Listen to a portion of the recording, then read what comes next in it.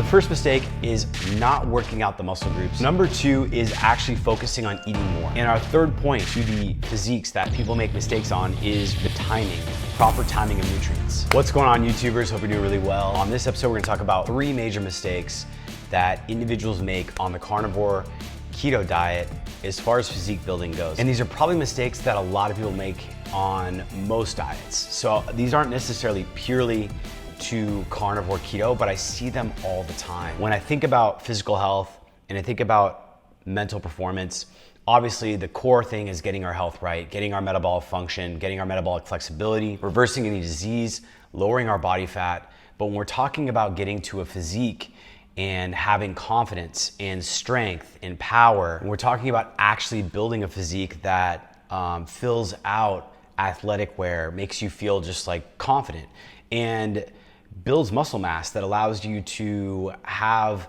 longevity for the long run, then there's a different game that's being played to some degree. And I think these mistakes are good to address right now because we're kind of heading into the summer. It's early June at this point. Gonna start getting into warm weather where we can take our shirts off and we can all be outside. And for most people, I think they wanna have that physique. A quick sort of disclaimer, most of the stuff assumes that you're physically healthy, that you are back to a level where you have control. Your body fat, if you're a male, is probably around 15 or 10%. And if you're a female, you're getting closer to 20 to 15%. And so again, if you're way beyond those levels, then some of these things aren't gonna make sense. But I think you could tune in and you can still get some perspective and understand how to build a physique and start working on that even if you have a higher body fat percentage. So let's dive into the 3 mistakes. So the first mistake is not working out the muscle groups to build the type of physique that you want.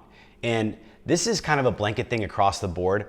A lot of people, they just don't lift weight. They don't do exercises that isolate muscles that actually build the body that they want.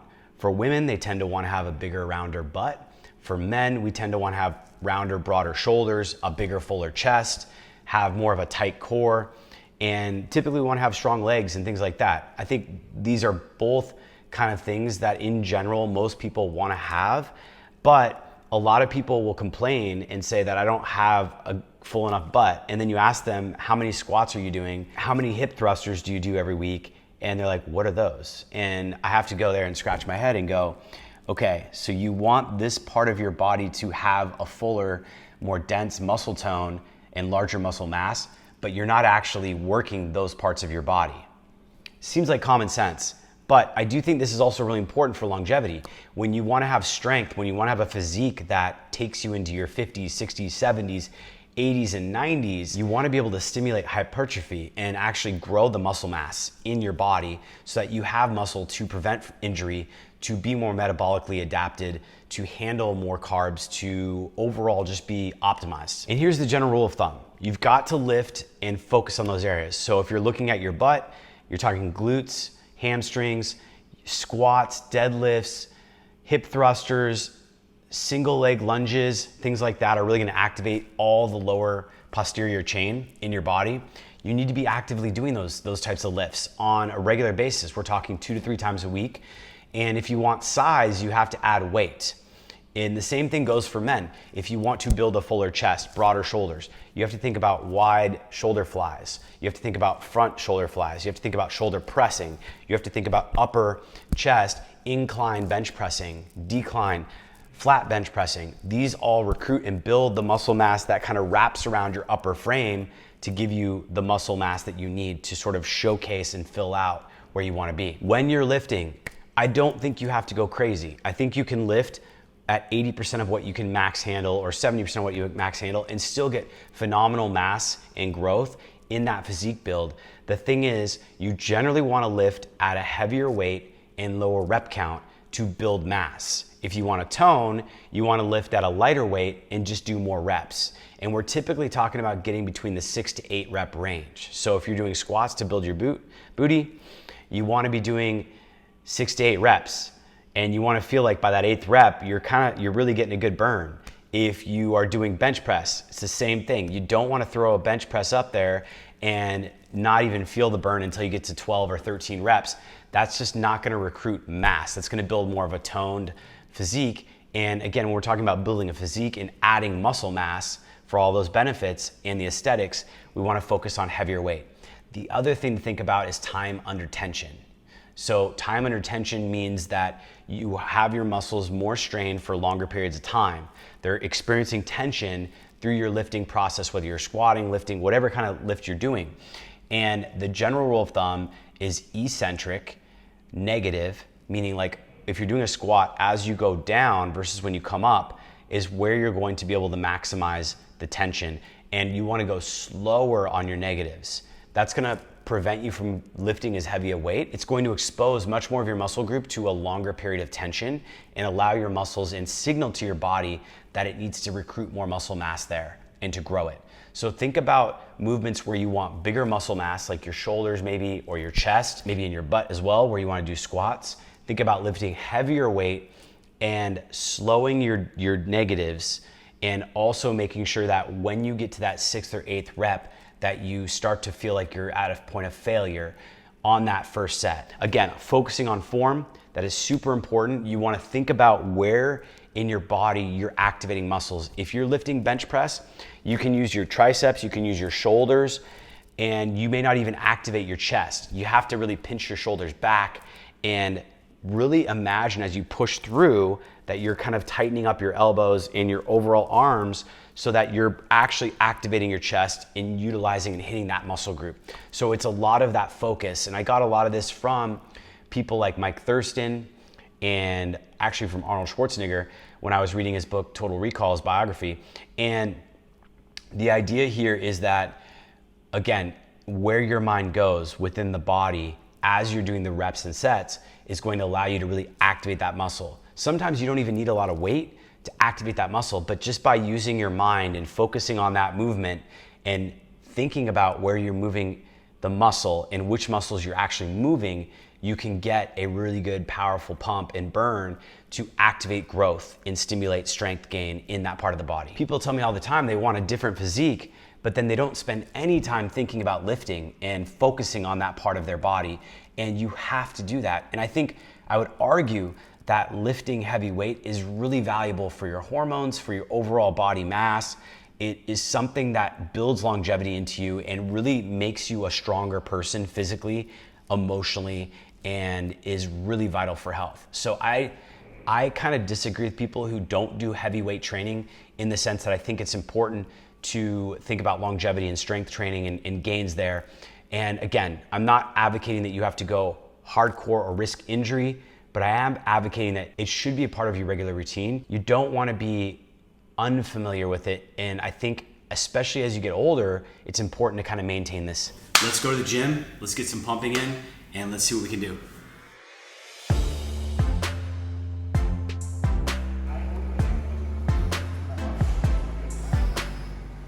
Generally speaking, I like to reverse pyramid train. That means that I start with my heaviest weight after a warm-up set, and I will warm up first with a lighter weight, say 50% of my weight max, and then I will go to 80% of my max weight, and I will start there and I'll go for 6 reps at, say, on the bench press, 200 pounds is just a simple example. And then I will go down by, say, 20 pounds and go down to 180, and I'll try to push it to 7 or 8 reps on the second set. As you get more tired, you have less ability to lift the same amount of weight, generally speaking. So you drop the weight, but increase the reps.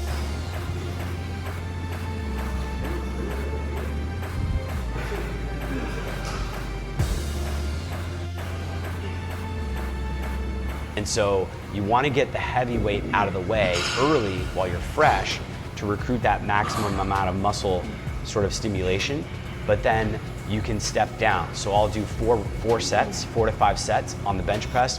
I'll start at 200 pounds. I'll do 4 to 6 reps. Then I'll go to 180 and I'll do 6 to 8 reps. And then I'll go down to 160 and I'll do 8 to 10 reps. And I'll go down to 150 maybe, and I'll do 10 to 12 reps. A quick hack if you're a little older and you're really worried about risk or you have a pre-existing injury, don't do all the weight right away. Modify. It doesn't mean you don't have to do it. It just means that you can adjust. Another thing you can look into is blood flow restriction training. That can stimulate a lot of muscle hypertrophy without adding nearly as much weight, but you can still get the burn and still get that effect to stimulate growth. And I know people like Dr. Mercola as well as Ben Greenfield who really have focused and talked about this at length if you want to explore their content. So that was a big number one: heavier weights, lower rep count, focusing on the muscle groups that you want to actually build a physique in. So number two is actually focusing on eating more. One of the biggest common issues I see with people in the community, especially with carnivore and also with ketogenic diets, is that they don't eat enough. They undereat. And this is a problem I had back in about a year ago when I was doing 1 meal a day and I was doing a lot of fasting and I was eating a fat heavy meal and I just wasn't eating enough. I was very productive in the sense that I didn't have a lot of food to worry about, but I lost about 10 pounds of mass from where I am today, in mostly muscle mass. Yes, some body fat. I was fairly lean, but a lot of people will see their hormones deregulate, they'll lose their cycle. And I have had conversations with individuals like the sisters and Sarah, Yogi Sarah, and one of the common themes I hear, not just from them, but from lots of people I've talked to, is like, you're not eating enough. You're not eating enough calories. In fact, a lot of athletes in general are notorious for under-eating. Now, when we look at common society and the majority of the American people on the standard American diet, the problem is the opposite. They're overeating unhealthy foods. But once you get this problem corrected where you're no longer eating unnatural, whole, high quality food, now it becomes a game of, do I get enough calories in? Am I getting enough protein in my diet? Am I getting enough fat? Maybe some carbohydrates for performance, all of that. And so it's really important that you eat a lot. When you look at people that have these physiques, they are lifting heavy weight and they're eating a lot. Now, I think there's a fine balance here. I'm not advocating that you need to spend 3-4 hours in the gym every day. I don't even want to spend 2 or 3 hours a day in the gym. In fact, I want to go to the gym maybe 3 days a week, and I want to spend an hour, maybe an hour and 15 minutes, and just get what I need done and then go on with my life. I don't want building a physique to interrupt and detract from my ability to focus on my dreams and my social life and all the other things I want to focus on. So I'm always about trying to optimize and find that sweet spot where you can spend just enough time. But if you don't eat enough, you are going to lose your results in the gym and it's going to be pointless. So again, you have to eat enough calories. And this comes down a lot. For me, the big change was actually stopping a 1 meal a day and adding in a second meal. It made it much easier for me to actually ingest the calories I need. And now I probably do 3 meals a day. I do typically like a beef protein isolate midday to bump up my protein reserves. And then I do a breakfast in the morning that's fairly high fat because that's what gives me the ketogenic mental cognitive performance. And then I do a bit of a later protein heavy meal in the evening after I've worked out or done some sort of exercise. And if I haven't, then I might go a little bit more fat heavy. But the point is, I'm doing typically 3 meals a day now at a minimum in order to maintain and build in this phase where I am right now, where I'm trying to grow strength, build some size, add weight to my physique. Because for me, it's generally pretty challenging. And I think for most people, it's generally quite challenging to actually gain weight, especially when they're in a keto or a carnivore diet, because they're eating such healthy food, such satiating food, and they're getting all the nutrients they need. And they just kind of forget, they're not hungry, they're not getting carb crashes, they're not getting these sugar cravings. And so you just don't have the same sort of dynamic where you would if you were on a standard American diet where you're just snacking and you're never satisfied. Your body actually gets a lot of the nutrients it needs. But again, when you start lifting heavy or you start exercising in a more intense athletic way, you have to put on weight, and you have to do that by both stimulating and activating muscle mass in a heavy way and also fueling those muscles and the body so it can recover by giving yourself more protein and more calories. Generally speaking, for me, I've gone from a little bit less fat in my diet now, probably from what I used to have was around a 70% fat intake to more like a 60% fat intake. And now I'm doing more like 35% protein. So I've kind of tweaked and taken 10% of my fat calories and moved them over to protein. And I'm doing a heavier protein intake. And then I'm only doing carbs really on days when I know I'm going to heavily lift. And I'm experimenting a little bit at nighttime with carbs. But as a general macro, if you're looking to build a physique, you have to be mindful of protein, and you want to up your protein so your recovery and your overall performance cannot be compromised from that sort of adjustment in the new athletic demands that you're putting on the body. And our third point to the physiques that people make mistakes on is really about the timing, proper timing of nutrients. Now again, I'm all about optimizing. So when I eat my breakfast in the morning around 10 a.m. after I've woken up for a few hours, I'm typically eating a higher fat meal. I find that when I eat a higher fat meal that's more low in protein without carbs, I have a much better just even keel energy feel. I don't feel like I'm actually dealing with sort of that lag of a big meal. Once I get to my midday, I up my protein intake to sort of like prepare my body for that afternoon workout that I'm gonna have. So I give myself some protein as a source to kind of pre-prep my body. And then prior to an intense workout, I actually do carb loading of 20 grams of carbs, typically about a half hour before, about 50% fructose, 50% glucose from honey.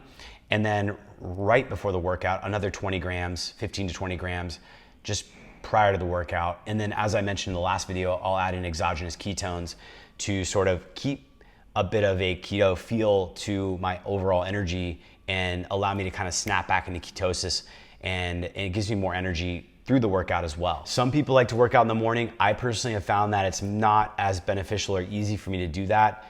I find that I do my best work in the morning, and then it's much easier for me to actually focus on a fat heavy meal in the morning, do my work, get through like most of the first half of the day where I'm gonna get the majority of the most important stuff done, and then pivot to a bit more protein, do some calls, and then go and start carb preloading for a more intense workout kind of mid-afternoon before I have my dinner, or maybe have a protein sort of shake after the workout and then have a dinner an hour later or something like that. All right, so I'm doing my pre-workout ritual. I've got some honey here, keto. I don't think it matters too much what brand you're using for exogenous ketones, but I think they do kind of help with just giving me a bit of a boost, especially since I'm mostly keto in the mornings. But I'm gonna do some honey. I'm gonna do about 3 teaspoons of this, which equals 1 tablespoon, about 20 minutes, 30 minutes pre-workout, and then right at pre-workout, right before I go into my workout, I'll do another tablespoon. So I'll get about 35, 40 grams of carbs and see where I'm at with that. Post-workout, I'm going to do some grass-fed whey. I don't feel optimal on whey, but I had some leftover naked grass-fed whey protein that I wanted to utilize. And I don't notice a lot of negative effects. So I've got about 30 to 40 grams of protein that I'll put in right after my workout for recovery. I have noticed that if I do this kind of protein post-workout, right following the workout, I seem to be less sore and have a faster recovery. And it gives me a little bit of time before I have to go home and get a meal in to just get protein in my system to, again, optimize for the gains and just get the biggest bang for my buck in terms of my time and my focus. So those are the big mistakes. One, you gotta work out the muscle groups that you're wanting to see your physique build in. With that point, you really need to be thinking about adding some intensity to your overall physical regimen. It's gonna help with your blood pressure, your overall heart rate. It's going to build body vitality. This again is the big thing I see in people that have a physique versus those who just are more average or don't really have that physique. They push themselves. They'll do a sprint, they'll go do some sprints, they'll lift heavy weights, they'll train certain areas of their body in unique ways, they'll add resistance training, and it makes a huge difference. Think about that. If you're trying to build muscle mass in areas of your body, add higher weight, lower rep. Focus on that, doing 4 to 5 reps, reverse pyramid training. Now I typically take 2 to 3 minute rests in between my sets. So I'll lift on the bench, then when I change the weight, it's another 2 minutes. I give my body time to rest and kind of recover in between those sets. I'm not looking to do some sort of energy burnout type workout. I'm looking really just to recruit and activate the muscle and grow the muscle. So I'm doing that as a process. And I can talk about this in much more detail in another video if you really want me to. But again, work out those muscle groups. Second, eat more food. You got to eat enough food. If you don't, your hormones downregulate, your overall energy levels downregulate, you're gonna lose mass and you're just gonna suffer and not get the results that you need in the gym because you're just not giving your body the fuel it needs to rebuild and replenish and just grow at the level that you're giving the demands to. So you have to eat enough. And I recommend tracking. I've done videos on macro tracking in the past, so you can kind of know where you need to be. Everyone's different depending on your weight, your body type, your goals. But generally speaking, I would say if you're in this community, if you're healthy, if you have a reasonable body fat and you start training heavy, there's a high risk that you might not eat enough. And in order for you to recover well and grow and get the muscle and the physique that you want, you're probably gonna have to add protein to this mix and increase your intake there. And lastly, it's proper nutrient timing. So thinking about if you're someone like me who wants to work in the morning and get your sort of cognitive thinking stuff done first thing in the day, and then you want to transition into a more protein heavy kind of lunch that preps you for a heavier workout towards the middle of the afternoon, early evening. And then that kind of prepares me for dinner, where I can eat a bigger meal at dinner that kind of feeds me back from all the energy I burned in the workout. So that's kind of my general flow of how I do things. That's really what I'm focusing on right now. And again, playing around with the carb timing, pre-workout, intra-workout, adding in some exogenous ketones here and there, and just seeing how that all affects me. But so far, I'm pretty happy with the results. I've been growing, I've been getting more muscle mass. I've probably put on 3 or 4 pounds in the last couple weeks since starting really aggressively attacking these timings and adding in more calories. I'm still trying to find the balance on what it does in terms of how I function cognitively and how it affects my day, because I don't want to be doing this to a point where I'm constantly eating food all day long. It's just exhausting at that point. I want to find that sweet spot where I can go to the gym 2-3 times a week. I can eat effectively 2 to 3 meals a day, and then I can get the results that I want and build the physique I want for the long term. Hope that was helpful. Thank you for tuning in. Thanks for bearing with me on all this content. I know it's been kind of more of an informational dump, if you will, on some of these more theoretical thoughts. I think it's super valuable to focus on this stuff, and I want to continue to kind of focus on building the physique, because I think it's not just about aesthetics, it's really about long-term performance and really getting athletically where we want to be, and that is going to fuel longevity and our overall vitality and our overall life quality. So if you made it this far, thank you so much. Hit that like button, subscribe, comment. Let me know what you think. Share me some of your best tips, some of your experiences with things like this, and I will see you on the next one.